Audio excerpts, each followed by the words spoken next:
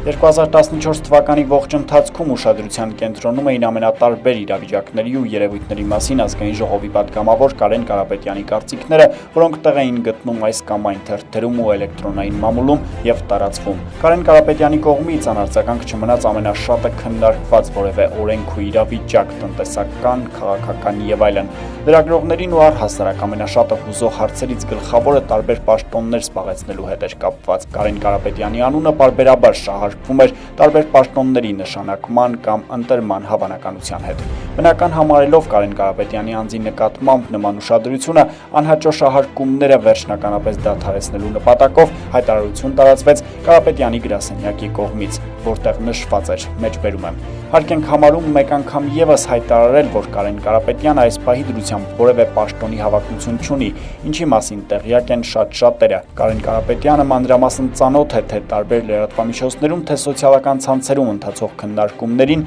եւ շնորհակալություն հայտնելով բոլոր նրանց, ովքեր Կարապետյանին դիտում են որպես այս կամ այն պաշտոնի ամենահավանական ու ամենահարմար տեխնացու, հարկ է համարում շեշտել, որ վստահության նման մթնոլորտը առավել մեծ պատասխանատվություն է ենթադրում շարունակելու օգտակար լինել։ Կարեն Կարապետյանի համար պաշտոնը ինքնանպատակ չի եւ չի եղել, ուստի պարոն Կարապետյանը որևէ պաշտոն կստանձնի միայն այն պարագայում, եթե համոզված լինի, որ իր համեստ կարողություններով կկարողանա դրական ինչ-որ բան փոխել մեր երկրում։ Վերջապես չենք կարծում, թե երկրում բազմաթիվ խնդիրների առկայության պարագայում առաջնային խնդիրը այս կամ այն անձի որևէ պաշտոնում նշանակումը կամ ընտրությունն է։ Մեջբերման ավարտը։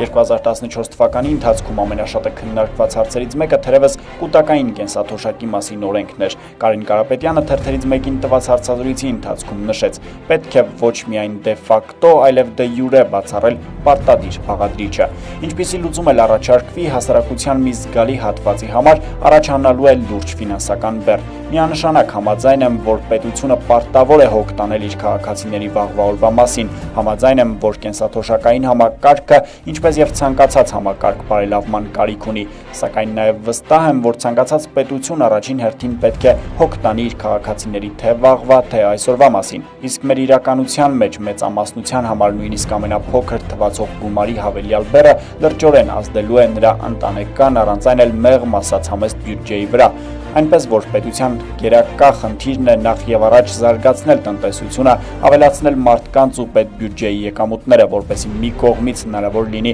այսօր արդեն ապահովել մեր թոշակառուների բարեկեցիկ ծերությունը, մյուս կողմից էլ երիտասարդները դժվարություններ չունենան իրենց ապագայի համար ներդրումներ կատարելու գործում։ Մենք պարտավոր ենք հետագայում հատկապես օրինագիծը սահմանադրական դատարանի որոշմանը համապատասխանելու գործընթացում զերծ մնալ աճպարարություններից եւ ձախ ձեռքով աճականջը գործելավոճից։ Կարեն Կարապետյանի խորին համոզմամբ հարցի լուծման բանալին ոչ թե ադմինիստրատիվ պարտադրող, այլ շահագրգռող մոտեցման մեջ է, որպեսզի մարդը շոշափելիորեն զգա համակարգի առավելություններն ու ինքնակամ ընտրի այն։ Մեկ այլ հարցազրույցի ընթացքում կրկին խոսելով թեմայի վերաբերյալ Կարեն Կարապետյանը նշել է նաև, որ երբեք չի կարելի վերցնել չունևորից ու տալ հարուստներին։ Հասկանալի է, որ խոսքը վարկային ռեսուրսի, շրջանառու կապիտալի մասին է եւ կարող են նաև աշխատատեղեր ստեղծվել, սակայն դեռ հարց է, այդ միջոցները գնալու են արդյոք տնտեսական սեկտոր, թե ոչ։ Որևէ պետության տրամաբանության մեջ նման մոտեցում չկա, այլ ընդհակառակը, առավել եւս, որ գնալով սոցիալական ծանր վիճակում գտնվող մարդկանց թիվը ցավալիորեն աճում է։ Շատերի եկամուտը հարկավիճակից բնականաբար բարձրացող իրենց արյան ճնշումից ցածր է, իսկ ապրանքները շարունակում են թանկանալ, սկսյալ հանապազորյա հացից։ Այո, հասկանում եմ պետության համար երկար փողերի անհրաժեշտությունը, եթե պատասխանատուները չգիտեն դրանց տեղը, իսկ Կարապետյանը համոզված է, որ գիտեն, ապա թող ուշադիր կողքները նայեն, այլ ոչ թե փորձեն դրանք ապահովել հազիվ կենսական խնդիրները լուծող մարդկանց հաշվին։ Իհարկե շատ կարևոր է հոգալ նաև ապագայի մասին, 40 տարի հետոյի մասին մտահոգվելուց առաջ նախ այսօրվա մասին է պետք մտածել, մարդկանց այսօրվա կարիքները բավարարել, առկան ներքին ու արտաքին մարտահրավերներին դեմ հանդիման անհրաժեշտ է ունենալ դիմակայող տնտեսություն, ընդ որում այդ ուղղությամբ օր առաջ որոշակի քայլեր ձեռնարկելով առանց խուճուճությունների, կարծում եք մարդիկ ոչինչ չեն հասկանում, ոչինչ չեն տեսնում, շատ լավ էլ տեսնում են, մեր հասարակության մեջ բարեբախտաբար գերակշռում են մտածող, հասկացող, ընկալող մարդիկ, այլ ոչ թե սոսկ խոսքերով կերակրվողներն ու հրապուրվողները։ Թերթերից մեկին տված հարցազրույցի ընթացքում էլ լրագրողի հարցինի պատասխանն անդրադառնալով քաղաքական իրավիճակին Կարեն Կարապետյանը նշել է, եթե անկեղծ, ապա ինձ նաև ընդդիմադիր ուժերն են որոշակիորեն զարմացնում, չգիտեմ հիմա քառյակ է, եռյակ թե հնգյակ, ինձ համար անհասկանալի են գարուն, աշուն անցումները, 7 կետանոց, 10 կետանոց, 12 կետանոց հայտարարությունները, ես էլ կարող եմ 24 կետանոց պահանջներ ներկայացնել ընդդիմությանը, կարծում եմ ոչ ոք չի կասկածում, որ գոնե մի քիչ ինֆորմացված եմ եւ շատերին հիանալի ճանաչում եմ եւ ընդհանրապես կոչ եմ անում բոլորին ապացուցել, որ իրենց գործունեության նպատակը ոչ թե նեղանձնական կամ կուսակցական շահերն են, այլ ժողովրդի եւ երկրի շահերը։ Պետք է մի կողմ դնել աճպարարությունները, որոնք հասարակությունը հրաշալի տեսնում է, ընդդիմության գործառույթները հստակ են ու դասական, ուրեմն հարկավոր է պարզ ու հստակ հայտարարել կամ XS կամ Y, գոնե ինձ համար միջին սերն անընդունելի է, ասել է ազգային ժողովի պատգամավորը։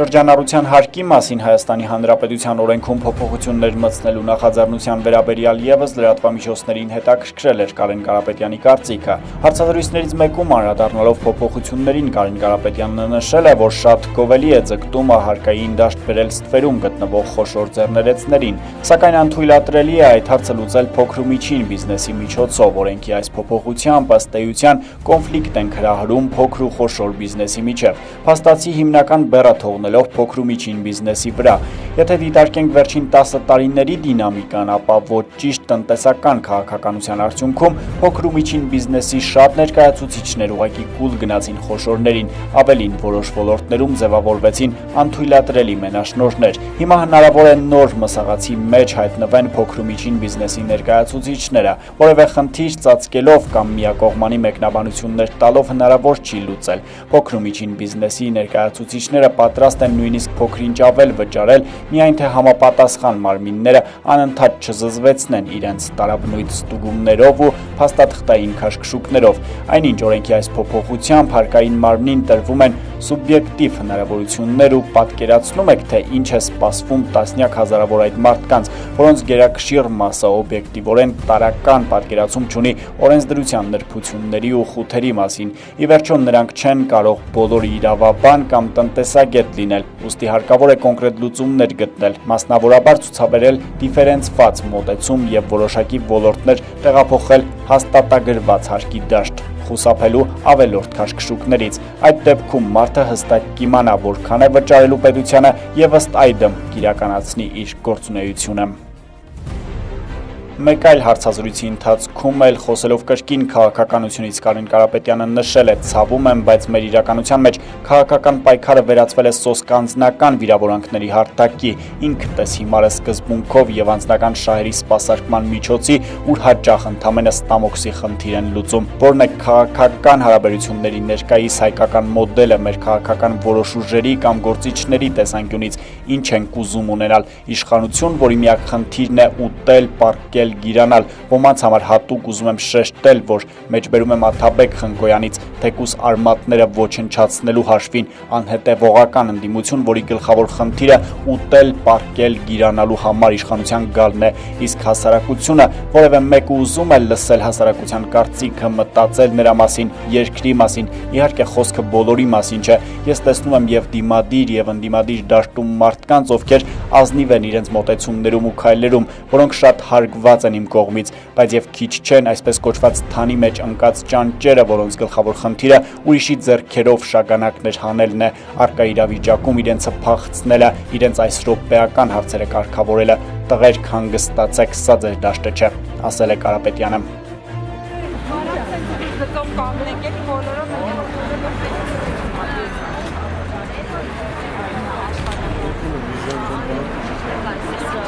վիրավորական է եւ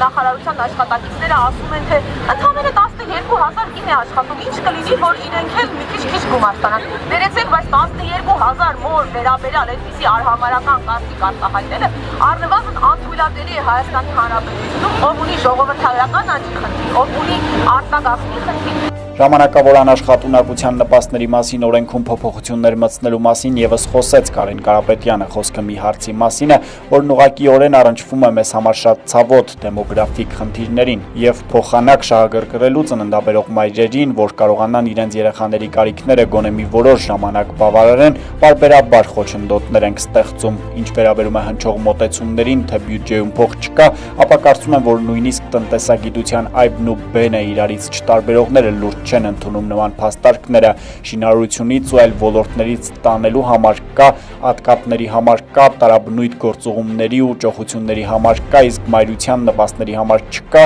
եւ վերջապես յուրաքանչյուր տաքսու վարորդի հարցրեք ու նրանք ձեզ կասեն, թե որտեղից կարելի է ճարել այդ գումարները։ Ես 20 տարի քաղաքական դաշտում եմ ու համոզվել եմ, որ հաճախ կառավարությունների համար նման իրավիճակն ուղղակի գործելավոճ է, չկարողանալով իրականացնել քայլեր, որոնք օգտակար կլինեն ու հասարակության սրտով հանդես են գալիս մեղմ ասած վիճելի նախաձեռնությամբ, հետո զիջումներ են անում, ինչը հանրությանը հրամցնում են որպես լավություն։ Եղբայր նման կարգի լավություններից վաղուց հոգնել ենք, կարող եք օգտակար եղեք, իսկ բեմականացումները թողեք այլ ոլորտի մասնագետներին, ասել է Կարեն Կարապետյանը։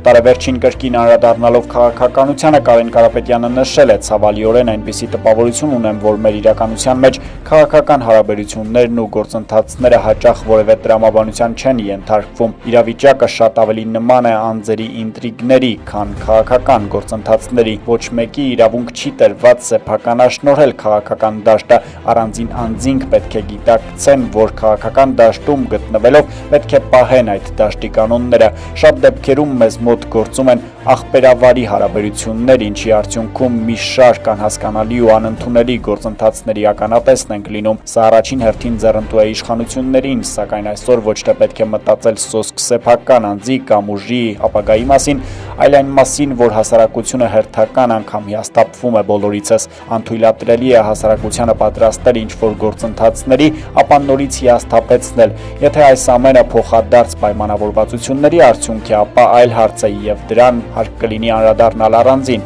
բայց եթե անելիք չունեք, ավելի լավ է ոչինչ մի ձեռնարկեք։ Միևնույն ժամանակ պետք է հիշել, որ ժողովրդական լեզվով ասած սուրբ տեղը դատարկ չի մնում, հայոց արգանդը չի չորացել եւ կգտնվեն առողջ ուժեր, որոնք ուզենք թե չուզենք դաշտի ակտորների փոխարեն քայլեր կձեռնարկեն առանց հասարակությանը դատարկ խոսքերով ու խոստումներով կերակրելու։ Նույն հարցազրույցի ընթացքում լրագրողի հարցին ի պատասխան Կարապետյանը անդրադարձել է նաև ազատամարտիկների նկատմամբ բռնաճնշումներին։ Նա նշել է, որ խնդիրն անշուշտ առաջին հերթին իրավական հարթության մեջ է, սակայն պակաս էական չէ բուն երևույթի թե բարոյական թե հասարակական նշանակությունը։ Անկեղծ ասած չէի ցանկանա այդ ամենի մեջ քաղաքական երանգներ տեսնել, սակայն սոսկալի կլինի, եթե պարզվի, որ իրականում այդպես էլ կա, եթե պարզվի, որ հանուն հայրենիքի իրենց կյանքը վտանգած ու Արցախի ազատամարտին մասնակցած մարդիկ այսօր բռնության են ենթարկվում ընդդիմախոսության համար, դա իրապես ինչ-որ վերջի սկիզբը կլինի։ Ցավում եմ, որ նման վերաբերմունքի են արժանանում մարդիկ, ովքեր պաշտպանել են մեզ ու մեր հայրենիքը։ Իհարկե հնարավոր է, որ գործ ունենք ինչ-որ երրորդ ուժի հետ, որը փորձում է հրդեհի վրա ձեռքերը տաքացնել, սակայն ինչ էլ եղած լինի, ամոթ է բոլորիս համար։ Շատ կարևոր է ստանալ բոլոր հարցականների պատասխանները, որոնք ի դեպ բավական շատ են, հակառակ պարագայում կարող ենք ստանալ անվերահսկելի իրավիճակ, երբ մի կողմից ամեն մի անլվա ու փնթի իրեն իրավունք կվերապահի ձեռք բարձրացնել կյանքի անցած ուղի ու վաստակ ունեցող մարդկանց վրա, ոմանք ինչ-ինչ նկատառումներից ելնելով բռնությունը կփորձեն արմատավորել քաղաքական դաշտում, մյուս կողմից գուցե ոմանք սկսեն նույնիսկ անձնական դրդապատճառներով ամեն մի քաշքշուկ ներկայացնել որպես քաղաքական հալածանք։ Ոչ ոք իրավունք չունի իրեն անշնորհք լկտի ու անբարո պահել իմ երեխաների ու իմ թոռների հայրենիքի հանդեպ։ Ավելի լավ է այսօր ամեն ինչ կորցնեմ, քան իմ երեխաների ու թոռների ապագան։ Ինչ վերաբերում է տնտեսական վիճակին ու դոլար-դրամ վերջին զարգացումներին, Կարեն Կարապետյանը նշել է, որ չի կարելի ամբողջ մեղքը բարթել նավթի շուկայում կամ Ռուսաստանի տնտեսությունում տեղի ունեցող գործընթացների վրա։ Ըստ իս, վերջին օրերին մեր երկրում կատարվածն առաջին հերթին փնթի աշխատանքի արդյունք է։ Ցավոք, առկա է անտարբեր վերաբերմունք սեփական պատասխանատվության նկատմամբ։ Դա է վկայում հենց միայն այն հանգամանքը, որ մեկ շաբաթվա ընթացքում դրամը կտրուկ արժեզրկվեց ու մեկ օրում կտրուկ արժևորվեց։ Եթե կարելի էր մեկ շաբաթ անց այսօրվա վիճակն ունենալ, հարց է ծագում, ինչու կորցրեցինք այդ մեկ շաբաթը, ինչու ձևավորեցինք արհեստական խուճապ ու անվստահության նոր մթնոլորտ բանկային ու ֆինանսական համակարգի նկատմամբ։ Չնայած իմ կարծիքով դրամի ներկա փոխարժեքը արհեստական է եւ ամանորից հետո կամ ստիպված ենք լինելու մսխել պետական ռեզերվները կամ բաց թողնել փոխարժեքը իր բոլոր հետևանքներով հանդերձ։ Պետք է ոչ թե անընդհատ հրդեհներ փորձել հանգցնել, այլ առաջին հերթին կանխարգելել այդ հրդեհները։ Իրականում փոքր երկիր պահելն այնքան էլ դժվար չէ, եթե ունես հստակ չափորոշիչներ, իսկ հեքիաթներ պատմելու փոխարեն կոնկրետ գործ ես անում։ Հակառակ պարագայում այսօր կարծես 90-ականներից ոչնչով չենք տարբերվում, գուցե թե միայն այնքանով, որ գազ ու լույս ունենք, սա բոլորիս պատասխանատվության խնդիրն է, ու լավ կլինի, եթե յուրաքանչյուրս իր տեղում իր բաժին պատասխանատվությանը տեր կանգնի։ Տարեվերջին որոշ պաշտոնյաներ հանդես եկան գոտիները ձգելու կոչերով, թերթերից մեկի լրագրողը ցանկացել էր իմանալ, արդյոք Կարեն Կարապետյանը միանում է այդ կոչերին, վերջինս պատասխանել էր. այդ նույն իշխանություններն առաջին հերթին թող իրենց գոտիները ձգեն, եւ եթե իրապես նրանք ձգեն իրենց գոտիները, հասարակությունը գոտի ձգելու կարիք չի ունենա։ Դուրս եկեք հասարակության մեջ եւ կտեսնեք, որ մարդիկ ուղղակի ասում են՝ դուք քիչ կերեք, մենք գոտիներ ձգելու անհրաժեշտություն չենք ունենա։